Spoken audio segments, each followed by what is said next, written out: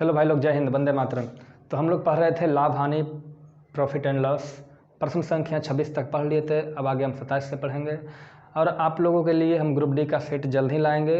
कौन सा बुक से लाएंगे? एस के झा का ग्रुप डी का जो सेट है उसी का सेट प्रैक्टिस हम डेली कराएंगे। तो जिनको भी करना हो वो 1-2 दिन में स्टार्ट हो जाएगा और रेगुलर हम कराएंगे एक सेट एवरीडे, ठीक है। तो वो आगे बढ़ते हैं, प्रश्न संख्या 27 को देखते हैं।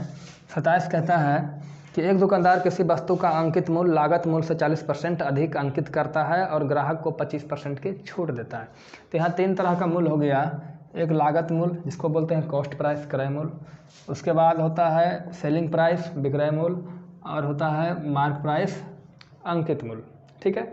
तो कहता है जो अंकित मूल्य है लागत मूल्य से 40% अधिक है, मतलब कि यदि लागत मूल्य यानी क्रय मूल्य 100 रुपया है तो अंकित कितना करेंगे?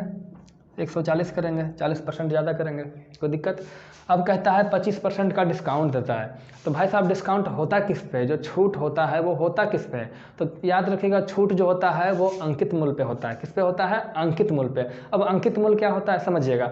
तो आप अब जब बाजार जाते हैं तो देखते होंगे, है ना, दुकानदार क्या करता है, सामान को कुछ कीमत में खरीद के लाता है और उस पर एक स्टिकर लगा के, मान लीजिए दुकानदार 100 रुपया में खरीद के कोई वस्तु लाया और उस पर एक स्टिकर लगा दिया, लिख दिया 150, है ना। अब ग्राहक से कहेगा देखिए 150 का है, हम इसमें आपको कुछ डिस्काउंट दे के 130 रुपये में दे देंगे। तो दुकानदार को कितना फ़ायदा हुआ? 30 रुपये का फ़ायदा हुआ। तो अंकित मूल्य समझ गए हैं? अंकित मूल्य चिप्पी लगा के कागज़ कलम से लिख देना। चिप्पी समझ रहे हैं जी? स्टिकर साट करके कलम से लिख देना ही अंकित मूल्य है। उस पर कुछ टैग कर देना, टैग लगा देना। मॉल वगैरह में टैगिंग होता है, ठीक है। दुकान में भी टैगिंग बहुत जम के होता है कपड़ों पे। तो कहता है कि 100 रुपये में ख़रीदा, उस पर लिख कितना दिया? 140 रुपया। और डिस्काउंट कितना का दे रहा है? 25%। 25% का मतलब 1/4 डिस्काउंट है। तो इसका 1/4 डिस्काउंट करेंगे तो इसका 1/4 कितना होगा? 35। तो जब 35 का डिस्काउंट देंगे तो कितना में बेचेंगे? तो बेचेंगे 105 रुपया में। कितना में? 5 रुपया में। अब देखिए, वस्तु को 100 में खरीदा, 105 में बेच दिया, तो प्रॉफिट कितना का? 5% का। कितना का प्रॉफिट? 5 का प्रॉफिट हो रहा है। 100 में 5 का प्रॉफिट, 5% का प्रॉफिट हो रहा है। कोई दिक्कत यहाँ तक? कोई दिक्कत? भाई साहब ये जो प्रश्न है पिछले प्रश्न से थोड़ा सा अलग है, इसलिए ध्यान से समझेंगे। अब हम थोड़ा सा यहाँ तक तो ठीक है, इसको थोड़ा साइड रहने दीजिए। अब आगे देखते हैं। हम मान लेते हैं कि 1 ग्राम वस्तु का जो क्रय मूल्य है वो 1 रुपया है। कितना है? 1 रुपया। तो 1000 ग्राम वस्तु का क्रय मूल्य कितना होगा? 1000 रुपया होगा।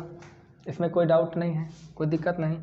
अच्छा, 1000 यानी 1 किलो का क्रय मूल्य कितना है? 1000 ग्राम का क्रय मूल्य 1000 रुपया है। अगर इसी 1000 ग्राम को हम बेचना चाहें, क्या करना चाहें? बेचना चाहें, तो कितना रुपया लेंगे? तो देख रहे हैं जब हम वस्तु को लेकर के बेच रहे हैं तो कितना % का प्रॉफिट ले रहे हैं? 5%। तो 1000 ग्राम को भी जब बेचेंगे तो यहाँ से हमें कितना प्रॉफिट लेना होगा? 5%। तो 5% का प्रॉफिट लेंगे तो 100 रुपये में 5, तो ये 10 में 50 रुपये का प्रॉफिट होगा। तो यहाँ इसको बेचेंगे कितना में? 1050 रुपये में इसको बेचेंगे। सब मिलाकर आपको ये समझना है भाई साहब कि जो भी पिछले प्रश्न थे 26 से पहले 27 से पहले 26-25, उसमें डायरेक्ट बता दे रखा था कि भाई साहब जो वस्तु को है 5% या 10% लाभ पर बेचने का दावा करता है, लेकिन इसमें डायरेक्ट नहीं बताया है। इसमें आपको खुद ज्ञात करना है। देखिए, इसमें डायरेक्टली बताया कहीं कि 5% लाभ पर बेचता है? कहीं नहीं बताया, वो आपको ज्ञात करना है प्रश्न के माध्यम से। तो समझ गए? तो यहाँ से हमें मालूम चलता है कि जो बेचता है वो 5% के प्रॉफिट लेकर बेचता है। तो 1000 रुपया क्रय मूल्य था तो 5% का प्रॉफिट लेंगे, यानी 50 रुपये प्रॉफिट लेंगे, तो 1050 में बेच देंगे। लेकिन कहता है फिर वही कंडीशन है कि बेचते समय 1 किलो के बदले 800 ग्राम ही वजन तौलता है। है ना जी? हाँ, 1 किलो के बदले 800 ग्राम वजन तौलता है। यानी उसको देना चाहिए था 1000 ग्राम 1050 रुपया में, लेकिन इस असुरा क्या किया? 1 किलो के बदले यानी 1000 ग्राम के बदले 800 ग्राम दिया, है ना। अब देखिए यहाँ क्या है भाई साहब, यहाँ 1000 रुपया है, 1000 ग्राम है, यहाँ 800 ग्राम है। सबसे पहले क्वांटिटी क्या करेंगे? बराबर करेंगे। यहाँ क्रय मूल्य है, विक्रय मूल्य है, ये तो ठीक है, लेकिन क्वांटिटी अलग अलग है। तो हम जानते हैं, क्या जानते हैं? ध्यान से देखिएगा। 1 ग्राम का क्रय मूल्य कितना? 1 रुपया। तो 800 ग्राम का क्रय मूल्य, तो 800 ग्राम का क्रय मूल्य कितना हो जाएगा? 800 रुपया। देखिए 800 ग्राम 800 ग्राम। अब देखिए 800 ग्राम वस्तु को 800 में खरीदा और इसी 800 ग्राम वस्तु को 1050 रुपये में बेच दिया, तो भाई साहब यहाँ कुछ ना कुछ प्रॉफिट हुआ। क्या हुआ? कुछ ना कुछ प्रॉफिट। तो प्रॉफिट कितना का हो रहा है सर जी? 250 रुपया का प्रॉफिट हो रहा है। अब यही प्रॉफिट परसेंट तो पूछ रहा है हमसे, तो जब प्रॉफिट परसेंट पूछ रहा है तो सबसे पहले प्रॉफिट कितना का है? 250 का प्रॉफिट है। प्रॉफिट किस पे हो रहा है? 800 पे, चूँकि 800 क्या है? क्रय मूल्य है। तो 800 का जो प्रॉफिट है, सॉरी 250 का प्रॉफिट है 800 पे, तो 100 पे कितना है ना, इस 100 को हम छोड़ देंगे। ठीक है, अभी इन दोनों को काटते हैं तो 1 0 से 1 0 कट जाएगा, 5 5 25 और 16 5 80, तो कितना हो गया? 5/16 गुने 100। तो आप इसको 500/16 करके निकाल सकते हैं। और नहीं तो एक तरीका और है, इसको हम लिखेंगे इस तरीके से, 1/16 बराबर कितना परसेंट होता है? तो 1/16 बराबर होता है 16 छक 96 और 16 छक 96 4 6 सही 1/4% और परसेंट गुने 5, तो 6 5 30 और 1 5 5, तो 30 1 31 सही 1/4%। तो ये सब कैसे हुआ, ये सब तो हम आपको बता चुके हैं परसेंटेज में। फिर भी किसी को डाउट होता है तो आप बताइए कि ये सब आप कैसे कर लिए, मतलब कहाँ आपको समझ में नहीं आया, हम आपके साथ हैं। ठीक है, चलिए प्रश्न संख्या जो 28 से पिछले प्रश्न के से मिलता जुलता है, लेकिन थोड़ा सा डिफरेंट है। ठीक है, मेरा आप लोगों से अनुरोध है कि आप लोग जो भी प्रश्न को करते हैं उसे आप रिवीजन करें। अगर आप रिवीजन नहीं करेंगे तो कोई फ़ायदा नहीं है, आप इस सब प्रश्नों को भूल जाएंगे, क्योंकि ये प्रश्न थोड़ा अच्छे लेवल का प्रश्न है। प्रश्न कहता है एक दुकानदार किसी वस्तु का अंकित मूल्य लागत मूल्य से 20% अधिक अंकित करता है। तो बात वही हुई भाई साहब, एक होगा क्रय मूल्य, एक होगा विक्रय मूल्य और एक होगा अंकित मूल्य। ये क्या हो जाएगा? अंकित मूल्य। तो कहता है जो अंकित मूल्य है वो लागत मूल्य से 20% ज़्यादा है, यानी अगर लागत मूल्य 100 रुपया है तो अंकित मूल्य कितना होगा सर जी? 120 रुपया करता है, तथा ग्राहक को 10% का छूट देता है। तो 10% का छूट देगा तो छूट किस पे मिलेगा? अंकित मूल्य पे। तो 120 का 10% कितना होगा? 12 रुपया। तो जब 12 रुपया का डिस्काउंट देंगे तो 120 में से 12 घटेगा तो कितना बचेगा जी? 108 रुपया। कितना हो गया? 108 रुपया। मतलब वस्तु को 100 रुपये में ख़रीदा, उस पर 120 रुपये का टैगिंग किया, टैग मतलब उस पर रेट लिख दिया, चिपका दिया, और उसको डिस्काउंट करने के बाद 108 रुपये में बेच दिया। तो सब मिला करके हम यहाँ देखना चाहते हैं कि कितना परसेंट का प्रॉफिट लिया। तो 8% का प्रॉफिट ले रहा है 8% का प्रॉफिट। अब देखिए मेन प्रश्न यहाँ से स्टार्ट होता है। क्या कहता है कि वह वस्तु को बेचते समय 1 किलो के बदले 900 ग्राम तथा खरीदते समय 1 किलो के बदले 1100 ग्राम वजन तौलता है, तो उसका लाभ प्रतिशत क्या होगा? तो सबसे पहले भाई साहब पिछले प्रश्न के जैसा हम इसमें आगे बढ़ेंगे। सबसे पहले हम मान लेते हैं कि 1 ग्राम वस्तु का जो क्रय मूल्य है वो 1 रुपया है। 1 ग्राम का क्रय मूल्य कितना है? 1 रुपया है। तो सबसे पहले अब हमें बताइए कि 1000 ग्राम वस्तु का क्रय मूल्य कितना होगा। इसको थोड़ा दूर लिख लेते हैं। तो 1000 ग्राम वस्तु का जो क्रय मूल्य होगा वो 1000 रुपया होगा। कोई दिक्कत है? तो जब वो वस्तु को खरीदने गया तो कहता है कि 1 किलो के बदले 1100 ग्राम वजन तौलता है, यानी उसको 1000 ग्राम 1000 का पड़ता है, लेकिन उसने क्या किया कि 1000 ग्राम यानी 1 किलो, यही ना वजी, 1 किलो के बदले कितना ले लिया? 1100 ग्राम ले लिया। कितना में? उतना ही रुपया में, है ना, उतना ही रुपया मतलब 1000 रुपये में, यानी 1000 रुपया में कुल मिला करके 1100 ग्राम वस्तु ले लिया। और बेचते समय क्या किया उसने कि 1 किलो के बदले 900 ग्राम वजन दिया। अब भाई साहब जब बेचेगा क्या करेगा? बेचेगा। तो मान ले जाए 1000 ग्राम वस्तु को वो बेच रहा है। कितना को बेच रहा है? 1000 ग्राम वस्तु को बेच रहा है। तो इसको हम कहाँ लिख लें? चलिए यहाँ लिख लेते हैं। तो 1000 ग्राम वस्तु का विक्रय मूल्य कितना होगा, पहले ही देखना है। तो सब मिला के हमको ये देखना है कि प्रॉफिट कितना का है? 8% का। तो यही 8% का प्रॉफिट यहाँ लेगा, क्योंकि पिछले वाले प्रश्न में बताया रहता था कि इसमें 8% का प्रॉफिट ले रहा है, लेकिन इसमें वैसा नहीं बताता है, डायरेक्ट नहीं इनडायरेक्ट में देता है, और वो आपको ज्ञात करना होता है कि कितना % का प्रॉफिट ले रहा है। तो 1000 ग्राम वस्तु का, जैसे 1000 में खरीदा है ना जी, अरे बोल के तो खरीदा 1 किलो खरीद रहे हैं, धोखा से खरीद लिया 100 ग्राम ज़्यादा। ठीक है, धोखा पे ध्यान नहीं देना है, समझना कि दिखा क्या रहा है। तो 1000 रुपया में खरीदा था, है ना, और उस पर 8% का प्रॉफिट लेगा। तो 1,000 रुपये में खरीदा, 1,000 रुपये में खरीदा और 8% का प्रॉफिट लेगा तो कितना में बेचेगा? तो 100 रुपये में 8 रुपया, तो 10 रुपये में 80 रुपये प्रॉफिट, यानी सब मिला के 1080 रुपया में इसको बेचेगा। तो सब मिला के ये समझना है कि 1,000 रुपये में खरीद के 1080 रुपये में बेच देगा। लेकिन एक लोचा और है, क्या कहता है, जब बेचने जाता है तो 1 किलो के बदले 900 ग्राम देता है। मतलब जो वहाँ 1000 ग्राम इसको देना चाहिए था वो 1000 ग्राम नहीं देता है। कितना दे रहा है भाई साहब? 900 ग्राम दे रहा है। देख रहे हैं, यानी 1100 ग्राम खरीद के लाया 1000 में और 900 ग्राम बेच दिया 1080 में। मतलब हर जगह प्रॉफिट ले रहा है। देखिए कितना भयानक प्रॉफिट होगा इसका। तो यहाँ देखिए सबसे पहले क्वांटिटी सेम करेंगे, यहाँ क्रय मूल्य विक्रय मूल्य, कोई दिक्कत नहीं है। क्वांटिटी सेम करेंगे तो यहाँ 9 से गुना करेंगे तो कितना हो गया भाई साहब? है तो हो गया 9900। इसमें 11 से गुना करेंगे तो 11 नंबर 9900। यहाँ 9 से गुना किए तो यहाँ भी 9 से गुना करेंगे, यहाँ 11 से गुना किए तो यहाँ भी 11 से गुना करेंगे।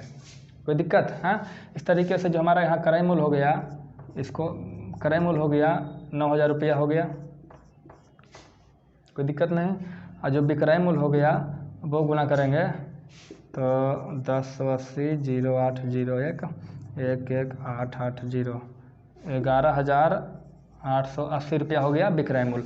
अब 9000 में खरीद के 11,880 में बेचेगा तो प्रॉफिट कितना का हो जाएगा? 2,880 रुपया का। तो 2,880 रुपये का प्रॉफिट है। तो यही कहता है प्रॉफिट परसेंट बताइए। तो प्रॉफिट परसेंट निकालने के लिए क्या करेंगे? प्रॉफिट 2,880 बटा क्रय मूल्य। क्रय मूल्य कितना है भाई साहब? 9000 और गुने कितना हो जाएगा? 100। कोई दिक्कत? हाँ, नहीं होगा। 2 जीरो से 2 जीरो कट गया, 2 जीरो से 2 जीरो कट गया और 9 तिया 27, 9 दूनी 18। कितना परसेंट का प्रॉफिट हो गया? 22 नहीं, 9 तिया 27 3 ना होगा जी, 32% का प्रॉफिट हो गया। तो भाई साहब प्रश्न मुश्किल लग सकता है, आपको लगना भी चाहिए अगर फर्स्ट टाइम है तो। लेकिन अगर आप इसे जैसे ही 4-5 बार रिवीजन करेंगे ये प्रश्न आपको बिल्कुल समझ में भी आएगा और बिल्कुल आसान हो जाएगा। तो आप प्रैक्टिस कीजिए। प्रश्न संख्या 29 देखिए। प्रश्न संख्या जो 29 है वो 28 से मिलता जुलता है, लेकिन शब्दों का हेरा फेर है, हेर फेर है शब्दों का। तो शब्दों का हेर फेर पे ध्यान देते हुए आइए इस प्रश्न को करते हैं और आशा करेंगे कि आप लोग को बेहतर से बेहतर तरीक़ा से हम समझा सकें और आपको समझ में आएगी। प्रश्न पढ़ते हैं। कहता है एक दुकानदार किसी वस्तु का अंकित मूल्य लागत मूल्य से 80% अधिक अंकित करता है। तो वही बात हो गई, एक कॉस्ट प्राइस होगा, एक सेलिंग प्राइस होगा, एक मार्क प्राइस होगा, कोई दिक्कत नहीं। तो कितना अंकित करता है? 80% अधिक, यानी किसी वस्तु का क्रय मूल्य 100 रुपया है तो इसमें अंकित कितना करेगा? 180 रुपया। तथा ग्राहक को 25% का छूट देता है। 25% का मतलब एक चौथाई, 25% मतलब 1/4 यानी 1/4। तो 1/4 जब से छूट देंगे तो कितना का हो जाएगा छूट? 45 रुपये का। जब 45 रुपये का छूट हो जाएगा तो इसको बेचेंगे कितना में? 135 में। यानी वस्तु को 100 रुपये में खरीदे, उसमें 180 रुपया लिख दिए और डिस्काउंट करके 135 में बेच दिए। कितना अच्छा है कि नहीं? अब देखिए सब मिला करके हम यहाँ से समझ सकते हैं कि जो प्रॉफिट हो रहा है कितना परसेंट का हो रहा है भाई साहब? 35% का। वो कैसे? 100 में लाया, 135 में बेचा, प्रॉफिट कितना का? 35 का। 35 का लाभ 100 पे 35% लाभ हो गया। अब क्या कहता है, इसको ध्यान देखने वाली बात है, आगे वाली प्रश्न को कहता है खरीदते समय 1 किलो के बदले 20% अधिक वजन ले लेता है, अब बेचते समय 10% कम वजन तौल के बेच देता है, तो लाभ बताइए। तो हम वही बात करेंगे। सबसे पहले मान लेंगे कि 1 ग्राम वस्तु का जो क्रय मूल्य होगा वो 1 रुपया होगा, ठीक है। तो आप हमें बताइए जब 1 ग्राम का 1 रुपया तो 1000 ग्राम का कीमत यानी क्रय मूल्य कितना हो जाएगा? 1000 रुपया होगा, है ना। इसको थोड़ा सा और बगल लिख लेते हैं। 1 ग्राम का 1 रुपया तो 1000 ग्राम का कितना हो जाएगा? 1000 रुपया होगा, ठीक है। कहता है खरीदते समय 20% अधिक वजन, 20% अधिक वजन ले लिया खरीदते समय, सोचिए, है ना। तो हम चाहे तो यहाँ से 1 किलो के बदले, हाँ चलिए ठीक है रहने देते हैं, तो 20% अधिक वजन, देखिए उसको खरीदना था कितना? 1000 ग्राम 1000 रुपया में, लेकिन उसने क्या किया खरीदते समय कि 1 रुपया तो 1000 दिया, लेकिन वजनमा जो है ना वो 20% ज़्यादा ले लिया। 20% क्या किया, ज़्यादा ले लिया। ज़्यादा लेगा तभी ना उसको प्रॉफिट होगा जी। तो जब 20% ज़्यादा वजन लेंगे तो कितना लेंगे, तो 1000 ग्राम का 20% होता है 200 ग्राम। हम कैसे जाने भाई साहब, तो क्योंकि 20% का मतलब होता है 1/5, और 1000 ग्राम का 1/5 कीजिएगा तो 200 ग्राम आएगा, यानी 200 ग्राम ज़्यादा लेगा, यानी खरीदते समय वो 1000 ग्राम के जगह 1200 ग्राम ले लिया। कितना ले लिया, 1200 ग्राम ले लिया। कितना में, 1000 रुपये में। और जब बेचने की बारी आई, किसकी बारी आई, बेचने की बारी आई, तो वो इनडायरेक्टली तो कहता ही है कि हम 35% क्या लेंगे, प्रॉफिट लेंगे। तो 1000 का 35% प्रॉफिट लेंगे, 350 रुपया लाभ होगा। तो विक्रय मूल्य कितना होगा, 1000 में खरीदा, 350 का लाभ लेगा, तो इसको बेच देगा आपका 1350 रुपया में इसको बेच दिया। लेकिन बेचते समय भी इसने क्या किया, वजन में 10% कम दिया। तो जब बस 10% वजन कम दिया, 10% का मतलब क्या, 1/10। 1/10 का मतलब अगर उसको देना था 1000 ग्राम, देना कितना था, 1000 ग्राम, लेकिन 1000 ग्राम का 10% कितना होता है, 100 ग्राम, यानी 100 ग्राम कम दिया। तो दिया कितना है इन्होंने दिया 900 ग्राम। कितना में, 1350 रुपया में। अब आप हमको बताइए, यहाँ क्रय मूल्य है, यहाँ विक्रय मूल्य है, यहाँ 1200 ग्राम है, यहाँ 900 ग्राम है, तो हम कैसे प्रॉफिट निकाल सकते हैं। तो क्या करना होगा, इससे सबसे पहले प्रॉफिट निकालने के लिए हमको यहाँ क्वांटिटी बराबर करना होगा। तो 12 और 9, तो 12 9 का एलसीएम क्या था, 36। तो 12 तिया 36, 9 चौके 36, यानी ऊपर 3 से गुना करेंगे और नीचे 4 से गुना करेंगे। जब यहाँ 3 से गुना किए तो यहाँ भी 3 से गुना करेंगे, यहाँ 4 से गुना किए हैं तो यहाँ भी 4 से गुना करेंगे। कोई दिक्कत। तो इस तरीके से जो हमारा क्रय मूल्य हो जाएगा वो हो जाएगा 3000 रुपया, विक्रय मूल्य हो जाएगा वो हो जाएगा 5400 रुपया। छोटा हो गया जी, अच्छा चलिए बड़ा लिखते हैं इसको, 5400 रुपया। और छोटा हो गया, अरे जगह नहीं है भाई साहब, 5400 रुपया। अब देखिए किसी वस्तु को, यहाँ भी क्वांटिटी बराबर 3600। अब 3600 को खरीद के लाए 3000 रुपया में, अब बेच दिया 5400 रुपया में, तो लाभ कितना का भाई साहब, तो यहाँ जो लाभ हो रहा है कितना का, तो 2400 रुपया का लाभ हो रहा है। किस पे, 3000 पे। तो 100 पे कितना है, कोई दिक्कत है। अब देखिए काटेंगे, 2 जीरो से 2 जीरो कट गया, 6 चौक 24, 6 पचे 30, तो 4/5। 4/5% बराबर हो जाएगा 80%। कितना हो जाएगा, 4/5 गुना 100, 80% होता है। आप ऐसे भी 400/5 करेंगे तो 80% ही आएगा। तो सब मिला जुला करके कहना है यही कि इसको टोटल कितना फ़ायदा हो रहा है, 80% का फ़ायदा हो रहा है। क्या समझे, क्लियर है। चलिए ठीक है, आगे बढ़ते हैं। प्रश्न संख्या आपका 30 होगा। और जब प्रश्न संख्या 30 होगा, ये अलग टाइप का प्रश्न है भाई साहब। इस टाइप का प्रश्न पूछा जाएगा बड़े बड़े एग्जाम्स में, और बहुत कम समय के साथ इसे सॉल्व कर दिया जाएगा। और देखिए सबसे बड़ी बात है, जिस प्रश्न में ये पूछ दिया जाए परसेंट परिवर्तन, उसमें रियल डेटा लेने की कोई ज़रूरत नहीं है। अब क्या होता है रियल डेटा, इसको समझना है। तो प्रश्न को पहले पढ़ते हैं, उसके बाद समझाते हैं। प्रश्न कहता है, एक व्यक्ति कुछ वस्तुएं 5400 रुपया में खरीदता है। कितना में खरीदता है, 5400 रुपया में, तथा उनमें से 2/3 वस्तुओं को 5% लाभ पर बेच देता है, और शेष वस्तुओं को कितने % लाभ पर बेचें ताकि उससे सभी वस्तुओं पर 13% लाभ प्राप्त हो। तो यहाँ का जो रियल डेटा है वो 5400 रुपये में खरीदता है, यही आपका रियल डेटा है। और इसका यूज हमें नहीं करना है, क्योंकि जब हम इसका यूज करेंगे तो क्वेश्चन काफ़ी लंबा हो जाएगा। तो हम इसको नेग्लेक्ट करते हैं और समझते हैं क्या कहता है। देखिए आगे पढ़ते हैं। उनमें से 2/3 वस्तुओं को 5% लाभ पर बेच देता है। 2/3 वस्तु मतलब क्या हुआ, तो 2/3 का मतलब हुआ भाई साहब, 2/3 का मतलब हुआ, 2/3 का मतलब अगर टोटल 3 वस्तु है उनमें, तो 3 में से 2। 2/3 का मतलब क्या हुआ, अगर कुल 3 है तो 3 में से 2 वस्तु को 5% लाभ पे बेचेगा। तो कहता है कि 2/3 वस्तु को 5% लाभ पे बेचा। भाई साहब 2 वस्तु को कितना बेचा, 5% लाभ पे। तो जब 2 वस्तु को 5% लाभ पे बेचेंगे तो कुल कितना % लाभ हो जाएगा, 5 दूनी 10%। यह एक तरीका है, आप इसे सीखें, ठीक है, टाइम बचेगा और आसान भी है। तो देखिए 5% लाभ लिया तो 2 वस्तु पे कुल कितना लाभ हो जाएगा, 10%। कहता है शेष वस्तु को कितने लाभ पर बेचे, कितना % लाभ पे बेचे। सोचिएगा भाई साहब, 3 वस्तु में 2 वस्तु तो लाभ पे बेच दिया, तो बाकी कितना बचा, तो 3 में से 2 बेच दिया, बाकी बचा 1 वस्तु। तो कहता है इसी 1 वस्तु को आप हमें बताइए कि कितना लाभ पर बेचें कि सभी वस्तुओं पर, तो सभी कितना वस्तु हो गया, 2 1 3 वस्तुओं पे, तीनों वस्तुओं पे 13% का लाभ हो, यानी तीनों वस्तुओं पे 13% का लाभ हो, तो कुल मिलाकर कितना परसेंट लाभ हो जाएगा? 39% का लाभ हो। तब मैं कहता है भाई साहब कि आप हमें बताइए यहाँ पे जो शेष वस्तु जो है, एक वस्तु है, इसको कितना परसेंट लाभ पे बेचना चाहिए, है ना? तो क्या करेंगे, देखिए 2 1 3 कहीं ना कहीं ये दोनों जोड़ करके नीचे लिखा गया है, ये दोनों जोड़ करके इसको लिखा गया है, ठीक है, और ये दोनों जोड़ कर लिखा गया है इसको, इन दोनों को जोड़ा, यहाँ पे लिखा। अब हमें ए चाहिए, तो क्या करना पड़ेगा, इस बड़ा है तो इसमें से फर्स्ट वाला घटाएंगे तो सेकंड वाला निकल जाएगा, ठीक है। अरे इन दोनों को जोड़े हैं तब ना यहाँ लिखे हैं जी। अब यहाँ 10% है, यहाँ 39% चाहिए, तो यहाँ पर कितना हमको लिखना पड़ेगा? 29%, तब ना 29 10 39 होगा, है? या फिर ऐसे करेंगे, 39 में से 10 घटाएंगे तो 29 आएगा। आपकी मर्जी, आप कितना इंटेलिजेंट है वो आप पे डिपेंड करता है। अब यहाँ 29% होगा, कोई डाउट नहीं। अब देखिए यहाँ 5 था तो 5 तो नहीं 10 हुआ, क्या समझे? यहाँ 5 था तो 2 से गुना करके 10 हुआ, तो यहाँ 1 है तो यहाँ कितना लिखेंगे गुना करके? 29 आएगा, तो खुद 29 लिखेंगे, तब ना 29 से कम 29% होगा। तो कहता है भाई साहब जो शेष वस्तु यानी 1 को कितना परसेंट लाभ पर बेचें? तो 29% लाभ पर इसे बेचना है। आसान है। अगला प्रश्न इसी टाइप का है, आप इसे 2 बार 4 बार 5 बार देखें। आप 5 बार अगर देख कर करते हैं तो 25 बार अपने से कीजिए, एकदम क्लियर होगा।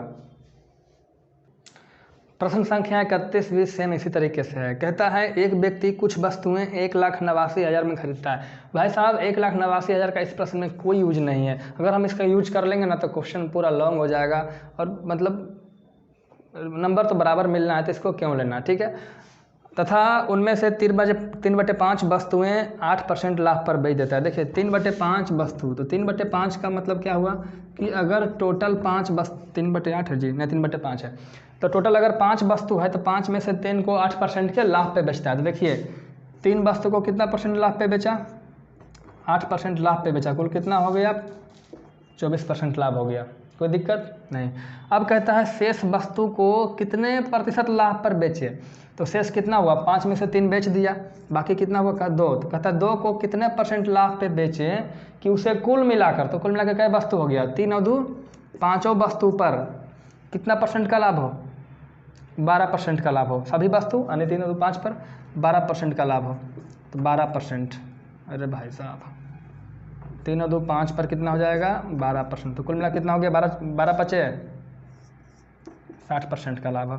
अब देखिएगा यहाँ बराबर है, तो बोल रहा है यहाँ पर कितना परसेंट, जो शेष वस्तु को कितना परसेंट लाभ पर बेचा जाए, इसी को हमें निकालना है। तो हम देखते हैं कि इन दोनों को जोड़ें, 3 2 5 हो गया। यहाँ पर इन दोनों को जोड़ करके यहाँ लाएंगे, तो 24 में हम कितना जोड़ें कि 60 आ जाए? तो 36 जोड़ेंगे। तो या फिर आप 60 में से 24 घटाइए तो 10 में से 4 गया 6, 5 में से 2 गया 3, 36%। कोई दिक्कत है? अब देख रहे हैं इन दोनों को गुना किए, यहाँ लिखे, तो 2 और यहाँ पे कोई संख्या लिखेंगे जिसको गुना करने पर 36 आएगा। तो 2 में क्या गुना करेगी? 36 आ जाएगा, तो 18%, तब ना 18 दूनी 36 होगा जी। तो कहता है शेष वस्तु को, शेष वस्तु कौन है? 2। तो कहता है कितना परसेंट लाभ पर बेचें? तो 18% लाभ पर बेचें, यही हमारा उत्तर होगा। परेशानी है? बोलिए। प्रश्न संख्या 32 भी पिछले प्रश्नों के जैसा मिलता जुलता है, लेकिन थोड़ा सा अंतर। भाई साहब ये जो है ना अरिथमेटिक पोर्शन, वो आपके समझ का फेर है, बाकी प्रश्न में कोई फर्क नहीं होता। अगर आप प्रश्न को समझ गए, पहले आप प्रश्न को समझिए, 1 बार 2 बार 3 बार 4 बार पढ़िए उसको। अगर प्रश्न को समझ जाते हैं तो आप इसे कर लेंगे, ठीक है।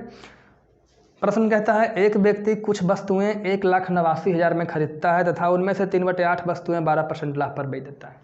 तो देखिए 1,89,000 का कोई यूज यहाँ पे नहीं है, 1,89,000 जो है उसका यूज नहीं है। तो कहता है 3/8 वस्तुएं 12% लाभ पे बेचा। तो 3/8 का मतलब क्या हुआ भाई साहब? तो 3/8 का मतलब हुआ कि यदि टोटल 8 वस्तु है तो उनमें से 3, तो 3 वस्तु को कितना परसेंट लाभ पे बेच दिया? 12%। तो 3 वस्तु को 12% लाभ पे बेचेगा तो कुल कितना प्रॉफिट हो जाएगा? 12 या 36% का प्रॉफिट होगा। अब कहता है शेष वस्तुओं को कितने परसेंट लाभ पे बेचें? अब 8 में से 3 बेच दिया, कितना बचा? 5। तो ये 5 वस्तु को कितना परसेंट लाभ पर बेचें कि सभी वस्तु पर 4% का लाभ प्राप्त हो? सभी वस्तु यानी 8% पे कितना परसेंट का लाभ? 4% का, यानी कुल मिला के 32% का लाभ हो। अब देखिएगा थोड़ा सा समझिएगा, अभी प्रश्न थोड़ा सा गलती पढ़ दिए जानबूझ करके। देखिए 8 वस्तु था, 8 में से 3 को बेचा 12% लाभ पे, तो कुल मिलाकर 36% का लाभ होगा। ठीक है। और कहता है कि 5 को कितना % हानि पर बेचा। तो हानि ऐसा क्यों बोल रहा है, सोचिए, ताकि सभी वस्तु को यानी 8 वस्तु को 8 वस्तु पे 4% का लाभ हो, यानी 8 चौके 32%। यहाँ देख, केवल 3 वस्तु बेचने पे 36% का लाभ हो रहा है और सभी को बेचने पे 32% का लाभ हो रहा है, यानी यहाँ से कम यहाँ कैसे हुआ, यानी कहीं ना कहीं हानि हुआ। यहाँ लाभ हो रहा है भाई साहब, अगर यहाँ भी लाभ होता तो लाभ प्लस लाभ लाभ होता ना जी, यानी 36 से ज़्यादा होता, लेकिन 36 से कम गया। इसका मतलब है कि अगला 5 वस्तु में इसको कहीं ना कहीं लॉस हुआ है। कोई दिक्कत? हाँ, तो इन दोनों को जोड़ने के बाद हमारा नीचे वाला आंकड़ा आता है। कोई दिक्कत है? हाँ, तो अब बताइए इसमें हम ऐसा क्या जोड़ें, है ना, इसमें हम ऐसा क्या जोड़ें 36 में कि आपका आ जाए 32%। तो 36 32 का डिफरेंस कितना है, 4 का। कितना भाई साहब, 4 का। ठीक है, तो कितना जोड़ना होगा हमको, -4%। तब ना जी, केवल 4 जोड़ेंगे तो क्या हो जाएगा, 36 4 40 हो जाएगा। तो यहाँ 36 -4 जोड़ेंगे तब ना, -4 जोड़ेंगे तब ना 36 में से 4 जाएगा 32 होगा। कोई दिक्कत? माइनस का मतलब क्या है, लॉस। लॉस मतलब हानि, क्योंकि इस 5 वस्तु पे हानि हो रहा है। क्यों हो रहा है, क्योंकि आप मिला लीजिए, अगर हानि नहीं होता तो 36 से ज़्यादा होता। ठीक है। अब देखिए 5 वस्तु को बेचता है 4% पे, तो एक वस्तु को कितना % पे, तो आप एक एक नियम का फॉर्मूला जानते हैं ना जी, हैं। हम 5 में कितना से गुना करेंगे कि 4 आएगा, है ना। तो हम क्या करेंगे भाई साहब, तो 5 में हम कितना से गुना करेंगे कि 4 आएगा, तो हम मान लेते हैं 5 में 1 से गुना करेंगे तो 4% आएगा। कोई दिक्कत नहीं। तो x बराबर क्या होगा, 4% बटे 5 बराबर 0.8%। एक तरीका तो ऐसे हो गया, तो यहाँ पर क्या हो जाएगा 0.8%, क्या, लॉस। दूसरा तरीका है एक एक नियम से, वो क्या है कि, अरे वही चीज़ है यार, देखिए इन दोनों, इसमें हम क्या से गुना करें कि 4 आवे, तो 0.8 से गुना करेंगे तब ना 8 पे 40 होगा जी। हाँ, तो 0.8% लॉस पर बेचे, यही हमारा उत्तर है। अगर आपको समझ में नहीं आया बताइए, हम दोबारा वीडियो बनाएंगे इस पर। चलिए एक लास्ट प्रश्न लेते हैं। चलिए, यहाँ तक एक ही टाइप का प्रश्न था, और जो आगे प्रश्न संख्या 33 आएगा उसमें एक नया टाइप शुरू हो जाता है। क्या होता है, नया टाइप शुरू हो जाता है। तो नया टाइप शुरू होता है तो उसको हम अगले वीडियो में देखेंगे। और एक बड़ी बात, आप लोग जो आजकल लड़के लड़कियाँ, आप लोग पढ़िए, नौकरी लीजिए, ठीक है, खाइए पिए पीजिए, स्वस्थ रहिए, स्वस्थ ही मतलब हेल्थ इज वेल्थ। लड़का लड़की के चक्कर में फंसावा फंसावी, लड़का लड़की को फंसा रहा है, लड़की लड़का को फंसा रहा है, ये सब काम ना करें, ये सब से दूर रहें, क्योंकि ये सब बर्बादी का लक्षण है। और इनिशियल स्टूडेंट्स जो भी 11th 12th या फिर शुरुआती कंपटीशन का होता है, वो ये सब बहुत ज़्यादा कर रहा है। अपना लाइफ का 3 से 4 साल वो ख़राब करता है। क्या करके, लड़की फंसा करके। मिलता क्या है, घंटा कुछ नहीं मिलता उसको। एक ना एक दिन वो लतिया के भाग जाती है। हाँ, तुम यार उसके चक्कर में रहते हो, लड़की के चक्कर में रहते हो। अरे उसको क्या, उसका तो तुरंत शादी हो जाना है, कहीं ना कहीं उसके लिए पढ़ रहा है। उसको नहीं पढ़ना है, उसके लिए पढ़ रहा है। लेकिन लड़के लोग, आप लोग को खुद पढ़ना है। उसके चक्कर में लाइफ बर्बाद ना कीजिए। उसको कोई बढ़िया मिलेगी वो चल जाएगी, लड़के का कोई भरोसा नहीं है। ठीक है, तो ऐसा नहीं है। लेकिन ये सब प्यार मोहब्बत, ये सब दुनियादारी, सब ओल झोल है, मोहमाया है। रियलिटी वही है कि आपको उसी के साथ रहना है जिसका साथ आपके पापा चाहेंगे, और वही होना भी चाहिए। क्योंकि आपके एक गलत कदम से आपके माँ बाप पर परिवार का सर झुक जाता है समाज में। इसलिए हम आपसे, अगर आप हमारे बातों को माने, ऐसे तो नहीं मानेंगे, क्योंकि हम जानते हैं इस स्टेज में कोई मानता नहीं है जब तक कि खुद से उसको लात ना पड़ जाए। सबका यही कंडीशन है, सेम कंडीशन है। इसलिए फिर भी कोशिश कीजिए, ये सबसे दूर रहिए, पढ़िए लिखिए, अच्छा नौकरी कीजिए। अरे यार, पापा मम्मी खुद आपके लिए बहुत बढ़िया लड़की ढूंढ के देंगे, और लड़की लोग आपके लिए बहुत अच्छा लड़का ढूंढ के देंगे।